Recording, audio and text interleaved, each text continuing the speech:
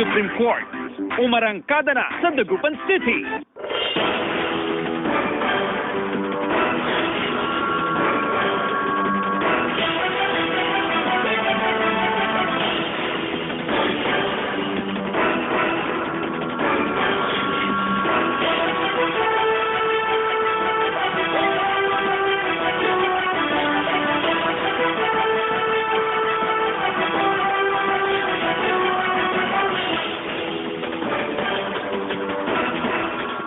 Magandang hapon, Hilaga at Gitnang Luzon. Nationwide earthquake drill isinagawa ngayong araw. May ulat si Claire Lacanilaw.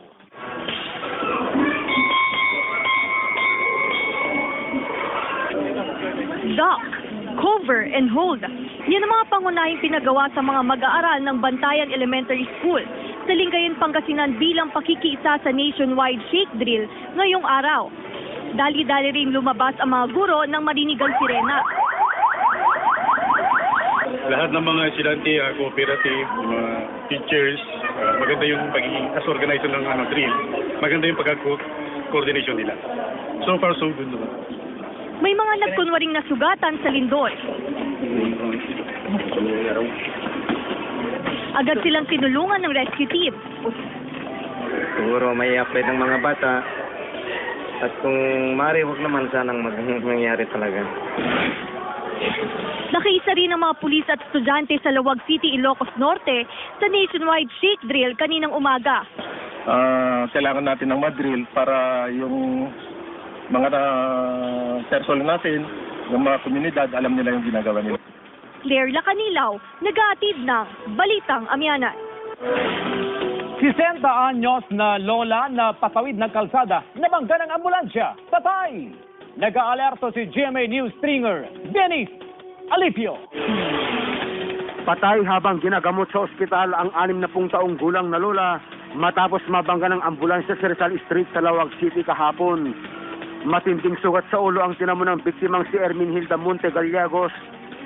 Ayon sa hepe ng PNP Traffic Division, may respondansa ng pasyente ang ambulansya.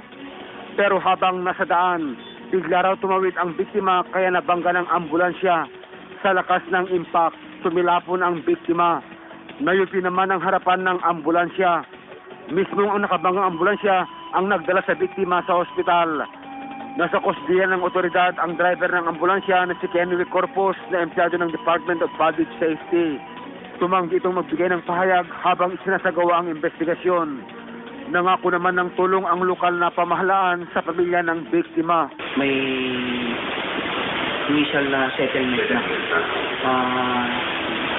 Hinihintay ko na lang yung final na usapan para may close na rin yung case na ito. Mula dito sa lalawigan ng Ilocos Norte, Dennis Alipio, naghatid ng Balitang Amyanan. Isa pang kwento ng lola, ngayon na may naaktuang gumagamit ng illegal na droga. Kasama pa niya ang kanyang apo at mga pamangkin sa pagbatak ng shabu. Jasmine Gabriel, pasok! Arestado ang 51 anyos na lola kasama ang 2 pamangkin at isang apo nito matapos maaktuhang gumagamit ng illegal na droga sa barangay Tambak, Dagupan City. Sa information natin, malinit na may nangyaring ganitong possession. Sa loob mismo ng bahay ng suspect na si Marisa Martinez, nahuli ang mga ito kasama mga pamangkin na sina Antonio Ferrer at Raymond Biagtan, maging ang apo nito na si Bernie Martinez. Nakuha sa kusudian ng mga suspect ang 3 sachet ng hinihinalang shabu at iba't ibang drug paraphernalia.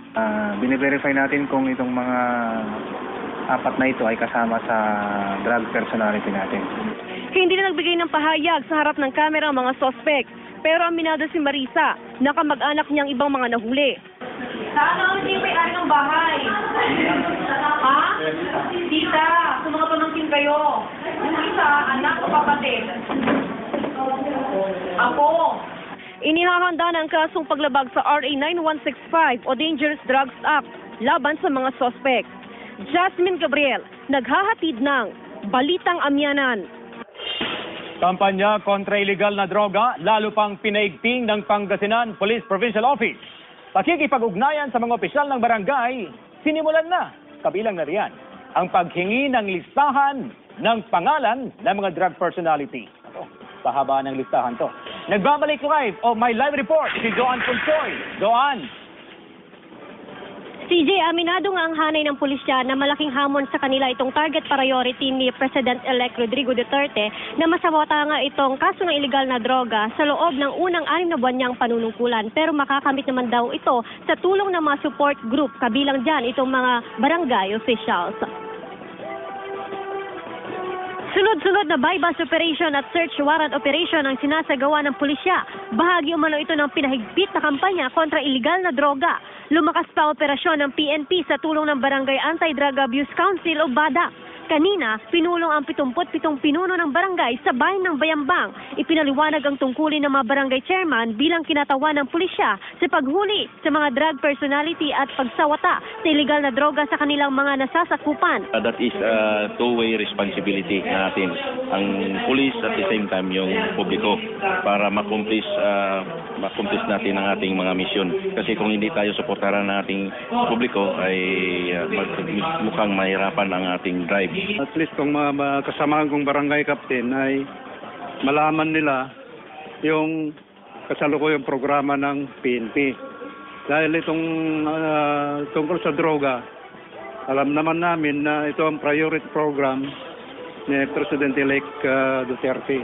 Hinihikayat ng Pangasinan Police Provincial Office ang mga barangay official na magkaroon ng listahan ng mga drug personality sa kanilang barangay at isumite ito sa pulisya. Isa sa ilalim sa verifikasyon ng mga pangalan sa listahan bago ang drug operation. Ay may iba't ibang pinanggagalingan po ng informasyon nila. Minsan po through SMS o kaya yung sumbong po ng kanilang mismong mga kababayan. CJ, malaking tulong talaga itong mga barangay officials, lalo't kaunti lamang itong bilang ng mga miyembro ng PNP kumpara nga sa bilang ng populasyon sa kada bayan. Maliban nga sa mga hotlines na nakapaskil sa mga himpilan ng pulisya, ay hinihikayat din na magkaroon ng patrol hotline sa mga barangay kung saan maaring magsumbong ang mga residente. Balik sa'yo, CJ. Maraming salamat, Joan Punsoy. Isang patay, 2 sugatan sa salpukan ng motorsiklo at tricycle sa Malasiki, Pangasinan. Nagkatutok, Joan Punsoy. Hindi na umabot ng buhay sa ospital ang 38 anyos na si Melchor Lamsen, tubong barangay Palong, Malasiki, Pangasinan dahil sa matinding sugat na tinamo sa aksidente. Minamaneho ng biktimang kanyang garong nang makasalpukan ng isang motorsiklo sa barangay Pulong Norte. Nahulog po doon sa tricycle niya, ma'am. Na posibleng napagok po doon sa simento, ma'am. Nahulog. Base sa investigasyon ng pulisya, pareho manong nasa gitna ng kalsada ang masasakyang sangkot sa aksidente. Kwento ng ina ng biktima, galing sa bahay ng kanyang anak at pauwi na sana sa kanilang bahay. Nagtinda ng sampalo dyan sa Bulawid. Tapos? Nang umuwi na, nasa lubong yung dalawa, tapos ano siya, Sugatan naman ang 2 sakay ng motorsiklo. Dinala sila sa pagamutan. Ayon sa pulisya, walang suot na helmet ang mga sakay ng motorsiklo. Parehong walang lisensya ang mga driver ng 2 sasakyan. Mabilis din daw ang pagpapatakbo ng mga ito. Dapat na nasa katamtaman ka lang po ng linya kasi pag napa-sensor ka naman, ma'am, mahagip mo po yung incoming na masasalubong mo. Joan Punsoy naghahatid ng Balitang Amyanan. Yellow alert o manipis na supply ng kuryente nakataas sa Luzon Grid. Yan ang balitang tinutukan live ni Jasmine Gabriel. Jasmine! CJ, sa ating nakuhang impormasyon, simula pa noong nakaraang linggo nakaranas na ng manipis na supply sa reserba ng kuryente ang Luzon Grid. Sa ikalawang sunod na araw, muling pinayuhan ng mga electric consumers sa North and Central Luzon na magtipid sa konsumo dahil sa manipis na reserba ng kuryente. Inilagay sa yellow alert ang Luzon Grid simula pa kahapon. Mararamdaman ang epekto ng manipis na supply ng kuryente mula alas 10 hanggang alas 11 ng umaga at alauna hanggang alas 3 ng hapon. Nag-normalize na yung isang power plant. Medyo malaki ng power plant na to. That is why dapat yung yellow alert is I think from morning until afternoon. Pero since nag-normalize na itong power plant na to, it will be, yung yellow alert na lamang is from 1 o'clock to 3 p.m. Bagamat wala namang inaasahang power interruption sa Luzon, pinaghahanda na rin ng ilang electric cooperative ang mga consumer sakaling magkaroon ng malaking kakulangan sa supply ng kuryente. Yung mga saksakan sa pagbayad, yung mga saksakan para hindi gagar. Matipid talaga. Ay, mahalaga po yung kuryente kasi pag nagba-brown out po dito, sobrang dilim eh. So kami lang po yung nandito sa bahay, talagang nakakatakot po kasi madilim po masyado. Ayon sa Department of Energy, sabay-sabay bumagsak ang supply ng 10 planta sa Luzon noong Lunes.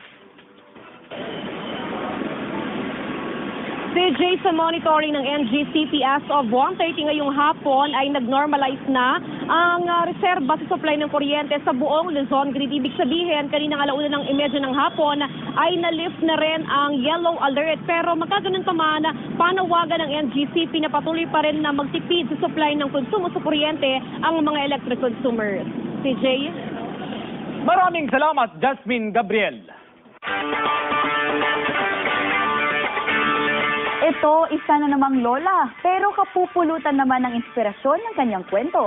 Dahil sa edad na 76, aba na pagtapos niya ang panglima niyang kurso sa kolehiyo. Atin siyang kilalanin sa report. Mula sa libu-libong estudyante ng Pangasinan State University na nagtapos ngayong araw, namumukod-tangi si Lola Leonora Santos Leeds, 76 anyos, mula sa Binmali, Pangasinan. Suot ang pink na Maria Clara, hindi maisalarawan ng kasiyahan ni Lola Leonora nang magmarcha at tanggapin ang diploma sa kursong Bachelor of Science in Nutrition and Dietetics. Maligayang-maligaya po kasi at my age ay natupad ko po yung aking pangarap na itayo ko po yung aking foundation. Ang mas nakakabilib kay Lola, pang-5 kurso na ang natapos niya ngayon.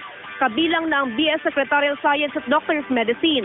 Nagtapos din ito ng Nursing at BS Management sa England. Opo, kayang-kaya kahit na may edad na kayo, pwede kayong mag-aral.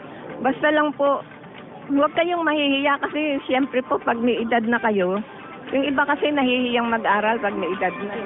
Super proud naman ang kabiyak ni Lola Leonora dahil sa tiyaga at determination sa pag-aaral. Keep going, don't give up, because she had a special award last Friday as an inspiration to the younger students. The age doesn't really matter. Ang pagtatapos ni Lola Leonora sa edad na 76 ay patunay na walang hadlang sa pagkamit ng pangarap. Jasmine Gabriel naghahatid ng Balitang Amyanan. Top 2 most wanted person sa Pangasinan, timbog ng CIDJ. Claire Lacanilaw, pasok! Kulungan ng bagsak ng umano'y leader ng Bistro Group, kilalang pangkat ng mga umano'y gun for hire na nag-ooperate sa iba't ibang lalawigan.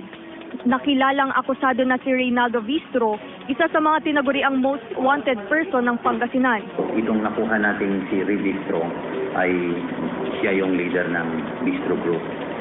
Listed siya sa DI, listed siya. Hindi na pumalagang 30 anyos na si Bistro nang arestuhin ng mga miyembro ng Criminal Investigation and Detection Unit sa kanyang bahay sa Orbis-Tondo, Pangasinan. 3 taon ding nagtatago sa batas si Bistro. Multiple counts of murder at robbery ang kasong inakabinbin laban kay Bistro.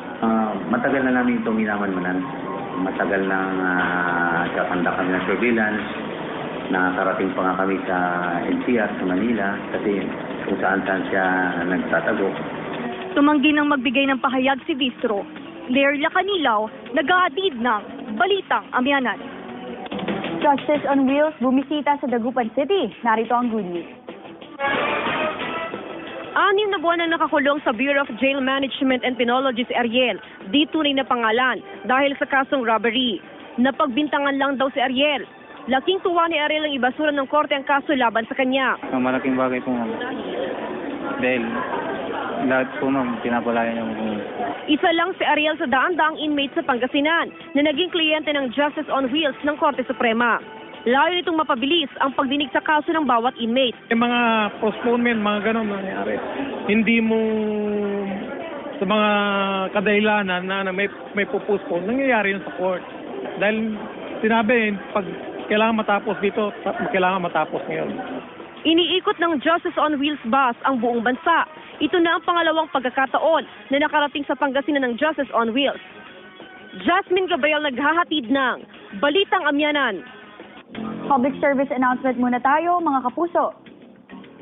Sa mga kapuso natin sa Barangay Balingiw, Santa Barbara, Pangasinan, maganda sa maghapong kawalan ng supply ng kuryente sa inyong lugar mula alas 7 na umaga hanggang alas 4 ng hapon bukas, June 23. Ang abiso ay mula sa Dagupan Electric Corporation o DECORP.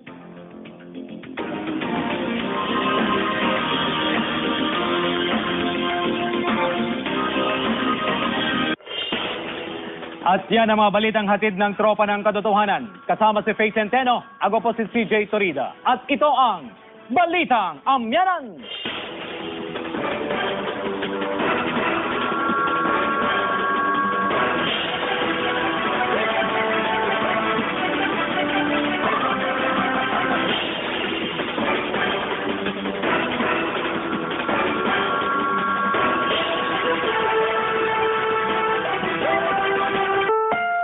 Ngayong araw, namumukod tangi si Lola Leonora Santos Leeds, 76 anyos, mula sa Binmali, Pangasinan. Suot ang pink na Maria Clara, hindi maisalarawan ng kasiyahan ni Lola Leonora nang magmarcha at tanggapin ng diploma sa kursong Bachelor of Science in Nutrition and Dietetics. Maligayang maligaya po kasi at my age ay natupad ko po yung aking pangarap na itayo ko po yung aking foundation. Ang mas nakakabilib kay Lola, pang-5 kurso na ang natapos niya ngayon. Kabilang na ang BS Secretarial Science at Doctor's Medicine. Nagtapos din ito ng Nursing at BS Management sa England. Opo, kayang-kaya kahit na may edad na kayo, pwede kayong mag-aral. Basta lang po, huwag kayong mahihiya kasi siyempre po pag may edad na kayo, yung iba kasi nahihiyang mag-aral pag may edad na. Super proud naman ang kabiyak ni Lola Leonora dahil sa tiyaga at determinasyon sa pag-aaral. Keep going, don't give up, because she had a special award last Friday as an inspiration to the younger students. The age doesn't really matter. Ang pagtatapos ni Lola Leonora sa edad na 76 ay patunay na walang hadlang sa pagkamit ng pangarap. Jasmine Gabriel naghahatid ng Balitang Amyanan. Top 2 most wanted person sa Pangasinan, timbog ng CIDJ. Claire Lacanilaw, pasok! Kulungan ng bagsak ng umano'y leader ng Bistro Group, kilalang pangkat ng mga umano'y gun for hire na nag-ooperate sa iba't ibang lalawigan. Nakilalang akusado na si Reynaldo Bistro, isa sa mga tinaguriang most wanted person ng Pangasinan. Itong nakuha natin si Ray Bistro ay siya yung leader ng Bistro Group. Listed siya sa DI, listed siya.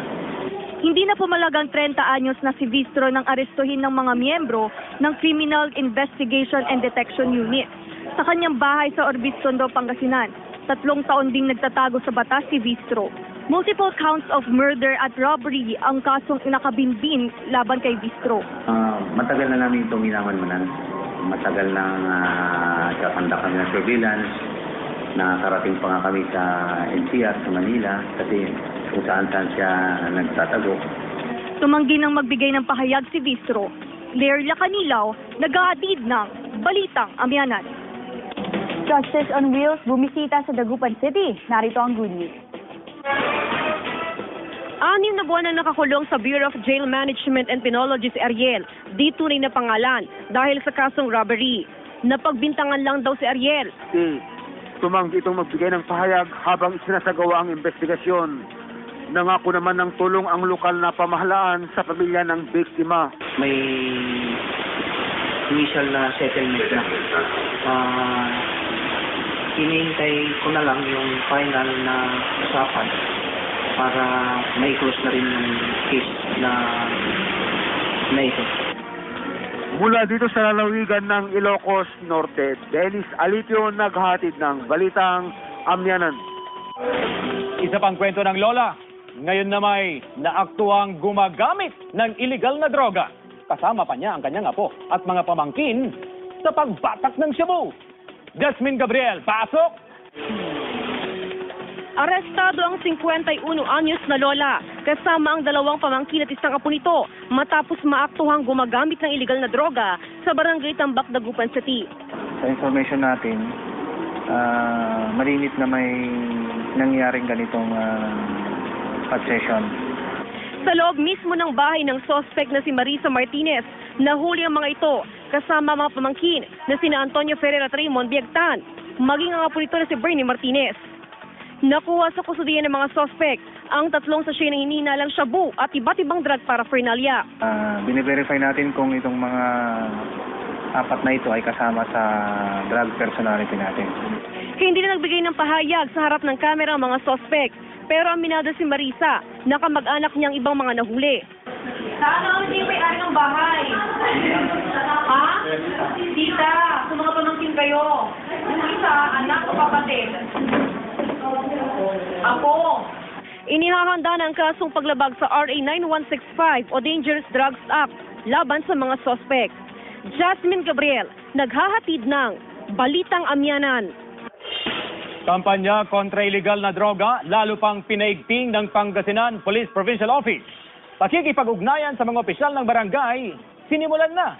Kabilang na riyan ang paghingi ng listahan ng pangalan ng mga drug personality. Pahaba ng listahan to. Nagbabalik live o may live report si Joan Punsoy. Joan! CJ, aminado nga ang hanay ng pulisya na malaking hamon sa kanila itong target priority ni President-elect Rodrigo Duterte na masawata nga itong kaso ng illegal na droga sa loob ng unang 6 na buwan niyang panunungkulan. Pero makakamit naman daw ito sa tulong ng mga support group, kabilang dyan itong mga barangay officials. Sunod-sunod na bypass operation at search warrant operation ang sinasagawa ng pulisya. Bahagi umano ito yan. Mabilis din daw ang pagpapatakbo ng mga ito. Dapat na nasa katamtaman ka lang po ng linya kasi pag napa-sensor ka naman, mahagip mo po yung incoming na masasalubong mo. Joan Punsoy, naghahatid ng Balitang Amyanan.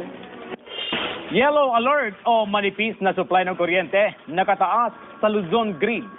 Yan ang balitang tinutukan live ni Jasmine Gabriel. Jasmine!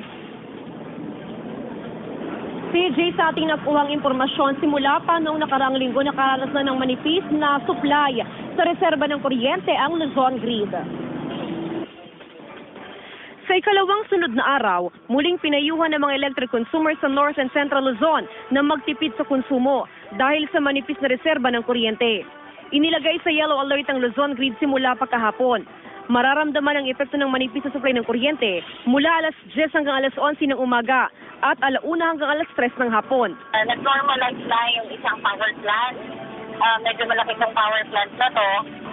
That is why dapat yung yellow alert is I think from morning until afternoon. Pero since nag-normalize na itong power plant na to, it will be, yung yellow alert na lamang is from 1 o'clock to 3 p.m. Bagamat wala namang inaasahang power interruption sa Luzon, pinaghahanda na rin ng ilang electric cooperative ang mga consumer sakaling magkaroon ng malaking kakulangan sa supply ng kuryente. Yung mga saksakan sa pagbayad, yung mga saksakan para hindi gagawin. Matipid talaga. Ay, mahalaga po yung kuryente kasi pag nagba-brown out po dito, sobrang dilim eh. So kami lang po yung nandito sa bahay, talagang nakakatakot po kasi madilim po masyado. Ayon sa Department of Energy, sabay-sabay bumagsak ang supply ng 10 planta sa Luzon noong Lunes. CJ, sa monitoring ng NGCP as of 1:30 ngayong hapon ay nag-normalize na ang reserba sa supply ng kuryente sa buong Luzon Grid. Ibig sabihin, kaninang 1:30 ng hapon ay na-lift na rin ang yellow alert. Pero magkaganon pa man, panawagan ng NGCP na patuloy pa rin na magtipid sa supply ng konsumo sa kuryente ang mga electric consumers. CJ? Maraming salamat, Jasmine Gabriel.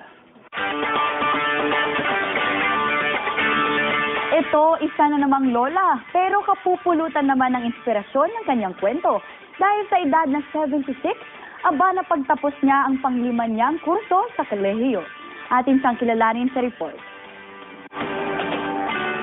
Mula sa libu-libong estudyante ng Pangasinan State University na nagtapos ng Supreme Court, umarangkada na sa Dagupan City.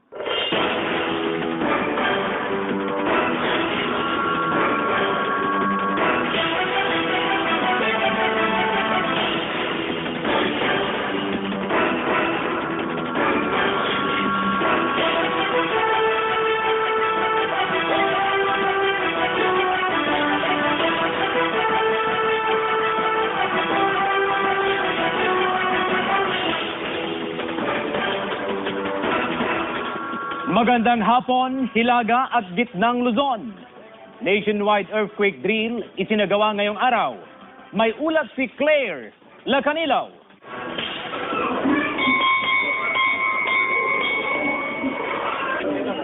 Duck, cover, and hold. Yan ang mga pangunahing pinagawa sa mga mag-aaral ng Bantayan Elementary School sa Lingayen, Pangasinan bilang pakikiisa sa nationwide shake drill ngayong araw. Dali-dali ring lumabas ang mga guro ng marinigang sirena. Lahat ng mga estudyante, cooperative, mga teachers, maganda yung pagiging as organizer ng drill. Maganda yung pagka-coordination nila. So far, so good naman. May mga nagkunwaring nasugatan sa lindol. Agad silang tinulungan ng rescue team. Siguro may apply ng mga bata. At kung maaari, huwag naman sanang mangyari talaga. Nakiisa rin ang mga pulis at estudyante sa Lawag City, Ilocos Norte sa nationwide shake drill kaninang umaga. Kailangan natin ng madrill para yung mga personnel natin, yung mga komunidad, alam nila yung ginagawa nila. Claire Lacanilaw, nag-aatid ng Balitang Amyanan. 60 anyos na lola na patawid ng kalsada, nabangga ng ambulansya, patay! Nag-aalerto si GMA News stringer Dennis Alipio. Patay habang ginagamot sa ospital ang 60 taong gulang na lola matapos mabangga ng ambulansya sa Rizal Street sa Lawag City kahapon. Matinding sugat sa ulo ang tinamo ng biktimang si Erminhilda Monte Gallegos. Ayon sa hepe ng PNP Traffic Division, may respondansa ng pasyente ang ambulansya. Pero habang nasa daan, bigla raw tumawid ang biktima kaya nabangga ng ambulansya. Sa lakas ng impact, tumilapon ang biktima. Nayupi naman ang harapan ng ambulansya. Mismo ang nakabanggang ambulansya ang nagdala sa biktima sa ospital. Nasa kusdiyan ng otoridad ang driver ng ambulansya na si Kenny Corpus na empleyado ng Department of Public Safety. Ng pinahigpit na kampanya kontra iligal na droga.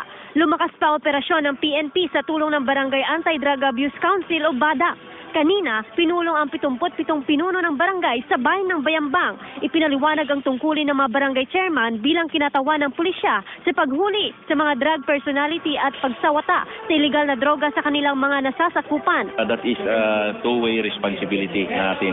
Ang police at the same time yung publiko para makumplis natin ang ating mga misyon. Kasi kung hindi tayo suportaran ng ating publiko ay mukhang mahirapan ang ating drive. At least kung kasamahan kong barangay captain ay malaman nila yung kasalukuyang programa ng PNP.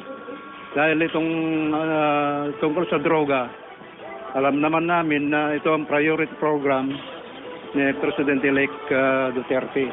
Hinihikayat ng Pangasinan Police Provincial Office ang mga barangay official na magkaroon ng listahan ng mga drug personality sa kanilang barangay at isumite ito sa pulisya. Isa sa ilalim sa verifikasyon ng mga pangalan sa listahan bago ang drug operation. Ay may iba't ibang pinanggagalingan po ng informasyon nila. Minsan po through SMS o kaya yung sumbong po ng kanilang mismong mga kababayan. CJ, malaking tulong talaga itong mga barangay officials, lalo't kaunti lamang itong bilang ng mga miyembro ng PNP kumpara nga sa bilang ng populasyon sa kada bayan. Maliban nga sa mga hotlines na nakapaskil sa mga himpilan ng pulisya, ay hinihikayat din na magkaroon ng patrol hotline sa mga barangay kung saan maaring magsumbong ang mga residente. Balik sa iyo, CJ. Maraming salamat, Joan Ponsoy. Isang patay, 2 sugatan sa salpukan ng motorsiklo at tricycle sa Malasiki, Pangasinan. Nagkatutok, Joan Ponsoy. Hindi na umabot ng buhay sa ospital ang 38 anyos na si Melchor Lamsen, tubong barangay Palong, Malasiki, Pangasinan, dahil sa matinding sugat na tinamo sa aksidente. Minamaneho ng biktimang kanyang garong nang makasalpukan ng isang motorsiklo sa barangay Pulong Norte. Nahulog po doon sa tricycle naman. Na posibleng napagok po doon sa semento, ma'am. Nahulog.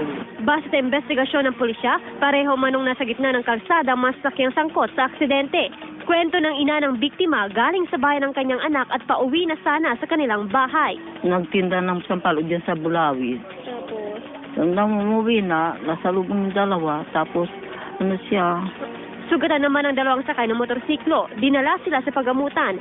Ayon sa pulisya, walang suot na helmet ang mga sakay ng motorsiklo. Parehong walang lisensya ang mga driver ng dalawang sakay.